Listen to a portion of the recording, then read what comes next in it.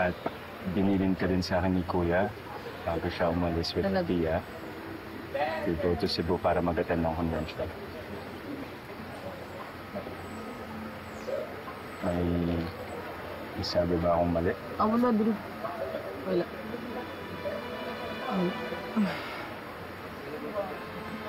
Look, Ikit. I know you're sad kasi nakikita mong bumabalik yung dating closeness ni Kuya at ni Tia.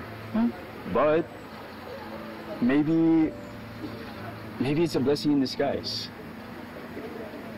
Kasi baka may iba na meant para sa'yo. And baka nandyan lang siya sa tabi-tabi pero di mo kasi siya napapansin. Talaga? Sino? Sino sa mga to? Baka hindi ka pansin-pansin. Hindi ha. Sabi mo kaya ang lakas nung dating...